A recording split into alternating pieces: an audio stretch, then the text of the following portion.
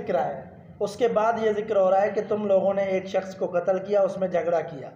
یہ بعد میں ذکر ہو رہا ہے، گائے کا واقعہ پہلے ہے. تو کچھ مفسرین کہہ رہے ہیں کہ واقعے کی دو وجوہات ہو سکتی ہیں. السلام علیکم. اسلامی ویڈیوز حاصل کرنے کے لیے ہمارا چینل سبسکرائب کریں اور بیل آئیکن پر کلک کریں.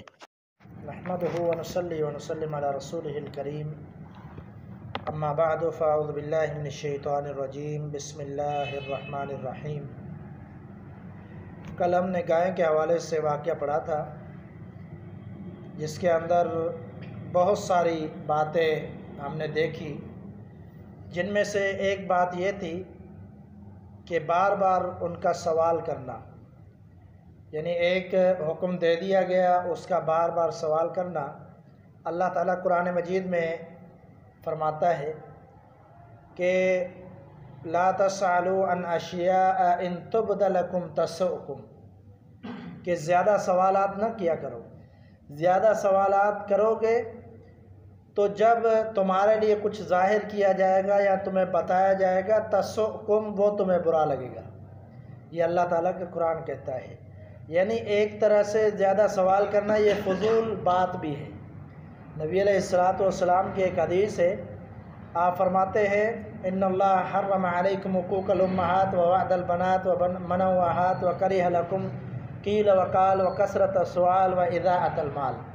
6 چیزیں اس حدیث کے اندر، ان میں سے ایک یہ ہے وکثرت السؤال. یہ اللہ تعالیٰ کو ناپسند ہے زیادہ سوالات کرنا.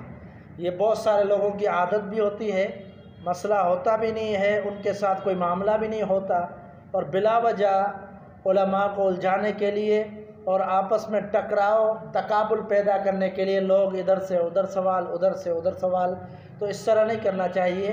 یہ ہمیں واضح اس واقعے سے پتہ چلتا ہے کہ جب زیادہ سوالات ہوتے ہیں تو پھر مسائل بھی بڑھتے جاتے ہیں. اس لیے جتنا علم ہے اس کے مطابق عمل کریں، جو نہیں آتا صرف اس کے بارے میں پوچھیں، اور بلا وجہ کے سوالات کی ممانعت یہاں سے ظاہر ہوتی ہے.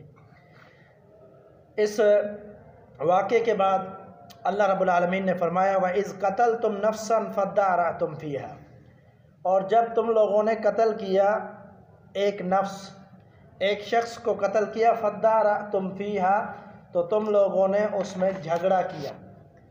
وَاللَّهُ مُخْرِجٌ مَا كُنْتُمْ تَكْتُمُونَ، اور اللہ تعالیٰ نکالنے والا ہے جو کچھ تم چھپانے والے ہو. تو یہ جھگڑا کس بات پہ تھا؟ قتل کسی نے کیا اور اس نے دوسرے پر الزام لگا دیا، اس نے تیسرے پر لگا دیا، آپس میں لڑتے رہے. اور ایک جو روایت ملتی ہے اسرائیلیات، ایسی روایت جو بنی اسرائیل سے جو روایت ملتی ہیں، نبی علیہ السلام فرماتے ہیں کہ نہ ان کی تصدیق کرو نہ ان کو جھوٹا بولو. یعنی جو پہلے زمانے کی جو روایات ہیں جن میں کوئی مسئلہ مسائل بیان کیا گیا ہے یا واقعہ سند سے بھی موجود ہے، تو نبی صلی اللہ علیہ وسلم نہ ان کی تکذیب کرو نہ ان کی تصدیق کرو. یعنی نہ ہی ان کو 100% درست مانو اور نہ ہی 100% ان کو جھٹلا لو. یہ نہ کرو، بلکہ سن لو. اگر شریعت کے مطابق ان میں کوئی بات ہے تو وہ لے لو، اگر کوئی واقعہ ہے تو اس کو یہ کہہ لو، سنا لو، نصیحت حاصل کرنے کے لیے سنا لو، لیکن یہ کہہ دو کہ اللہ بہتر جانتا ہے. ایسے واقعات میں اسی طرح کہنا چاہیے واللہ عالم، اللہ بہتر جانتا ہے. تو جو واقعہ ذکر کیا جاتا ہے وہ اسرائیلیات روایت کے مطابق وہ یہ واقعہ ذکر کیا جاتا ہے کہ ایک شخص نے اپنے چاچو کو قتل کر دیا. قتل اس لیے کیا کہ جائیداد کا وارث بننے کے لیے. وہ وارث تھا اور میراث حاصل کرنے کے لیے اس نے اس کو قتل کر دیا اور اس کی لاش اٹھا کے دوسرے کے دروازے پہ رکھ دیا. لاش ادھر رکھ دی اور قتل کر دیا. صبح کو اٹھ کے شور کرنے لگا کہ اس کے دروازے پر میرے چاچو کی لاش ہے اور انہوں نے قتل کیا ہے. میت کو دیکھ کر لوگ بھی جمع ہو گئے. اب وہ کہتے ہم نے نہیں قتل کیا. اسی طرح ایک دوسرے پر الزامات، حتیٰ کہ لڑنے کے قریب آ گئے. جب لڑنے جتنی بات آ گئی، ہتھیار نکال لیے اور لڑائی کی کیفیت پیدا ہو گئی، تو پھر کسی نے مشورہ دیا کہ اللہ کے پیغمبر ہیں موسیٰ علیہ السلام، چلے ان سے بھی مشورہ طلب کر لیتے ہیں اس معاملے میں، تو کیا کرنا چاہیے. تو یہ کیا ہوا کہ اکثر کچھ مفسرین یہ کہتے ہیں کہ یہ جو گائے کا واقعہ تھا اس کا اس سے تعلق نہیں ہے. یہ پہلے انہوں نے گائے ذبح کر دی تھی، کیونکہ واقعہ پہلے ذکر ہے. اس کے بعد یہ ذکر ہو رہا ہے کہ تم لوگوں نے ایک شخص کو قتل کیا، اس میں جھگڑا کیا. یہ بعد میں ذکر ہو رہا ہے، گائے کا واقعہ پہلے ہے۔ تو کچھ مفسرین کہہ رہے ہیں کہ واقعے کی دو وجوہات ہو سکتی ہے۔ ایک تو وہی جو ہم نے کل بیان کی کہ وہ تقدیس کرتے تھے اور اس کو معزز کہتے تھے، گائے کی پوجا کیا کرتے تھے جس طرح آج ہندوازم میں ہوتی ہے۔ تو اللہ تعالیٰ نے وہ پوجا پاٹ کو ختم کرنے کے لیے ان کو حکم دیا کہ گائے کو ذبح کرو۔ اور اس میں دوسرا یہ واقعہ بیان کیا جاتا ہے کہ اس کی وجہ سے قتل کیا، گائیں ذبح کی گئی تاکہ قتل کا پتہ چل سکے۔ لیکن اکثر بلکہ ہمارے اس دور حاضر کے قرآن کے مفسر عبدالسلام بن محمد حافظہ اللہ وہ بھی یہی کہتے ہیں کہ بہتر یہی ہے کہ اس واقعے کو الگ بیان کیا جائے، اس واقعے کو الگ کیا جائے۔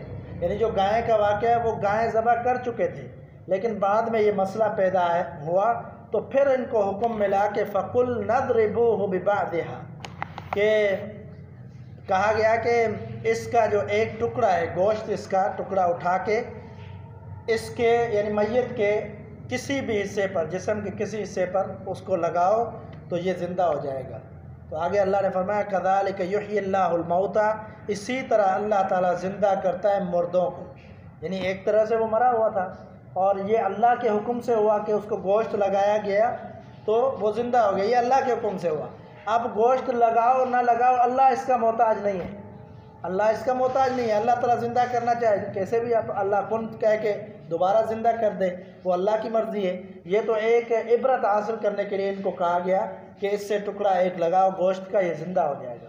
تو وہ زندہ ہوا، وہ زندہ ہو کر اس نے بتایا کہ فلاں شخص نے مجھے قتل کیا ہے، اپنے بھتیجے کا نام لیا اور دوبارہ۔ اس سے زیادہ قرآن میں تفصیل موجود نہیں ہے، اس سے زیادہ تفصیل موجود نہیں ہے کہ اس کے بعد کیا ہوا، پھر فیصلہ کیا ہوا، پھر اس پر الزام آیا، پھر اس کو قتل کیا گیا، کیا کیا گیا، اس کا آگے ذکر نہیں ملتا، یہاں تک یہ واقعہ ہے۔ تو دو وجوہات میں نے بیان کی، اور زیادہ بہتر وہی ہے کہ اس کو ذبح کیا گیا گائے کو ان کی اس جو عزت اور تقدیس ہے اس کو ختم کرنے کے لیے کہ یہ تمہارا رب نہیں ہے، جس کو تم اپنے ہاتھوں سے ذبح کرتے وہ تمہارا رب نہیں ہو سکتا، اللہ ہی ہے، اللہ ہی ایک اکیلی ذات ہے جو مردوں کو زندہ کر سکتا ہے۔ اب مردہ کو زندہ اللہ تعالیٰ کرتا ہے، یعنی میت کو کل قیامت کے دن بھی اللہ ہی اٹھائے گا، وہ تو اللہ کی ذات ہے، دوبارہ اللہ ہی زندہ کر سکتا ہے، اللہ ہی قادر ہے اس بات پر۔ اور ایک مقام پر فرمایا کہ دوبارہ زندہ کرنا یہ اتنا مشکل نہیں ہے پہلے کی بنسبت۔ ایک طرح سے انسان کو عقلی جواب بھی مل گیا کہ دوبارہ بنانا اسی چیز کو جو پہلی مرتبہ بنا چکا ہے وہ تو مشکل نہیں ہے، لیکن اللہ تو کسی چیز کے لیے کسی کے لیے کوئی محتاجی اللہ کی نہیں ہے، اللہ تعالیٰ تو بے نیاز ہے، اللہ تعالیٰ صرف کن کہتا ہے، اس کا مطلب ہے ہو جا، اور وہ چیز ہو جاتی ہے۔ تو یہاں پر بہت ساری اس واقعے میں نصیحتیں ہمیں ملتی ہیں، اور آگے فرمایا وَيُرِيكُمْ آيَاتِهِ، اور وہ اللہ تمہیں اپنی آیات دکھاتا ہے، نشانیاں دکھاتا ہے، لَعَلَّكُمْ تَعْقِلُونَ، تاکہ تم عقل کرو، یعنی تاکہ تم سمجھ جاؤ، عقل کرو کہ اپنے رب کی نافرمانی نہ کرو۔ اور اس طرح کے واقعات دکھا کر اللہ تعالیٰ معجزات کی صورت میں یہ واقعات رونما کرتا ہے، اور اس لیے کہ تم لوگ نصیحت حاصل کرو۔ اللہ تعالیٰ سے دعا ہے کہ اللہ تعالیٰ صحیح معنی میں قرآن و حدیث سمجھنے اور اسی کے مطابق عمل کرنے کی توفیق عطا فرمائے۔ وما توفیق الا باللہ۔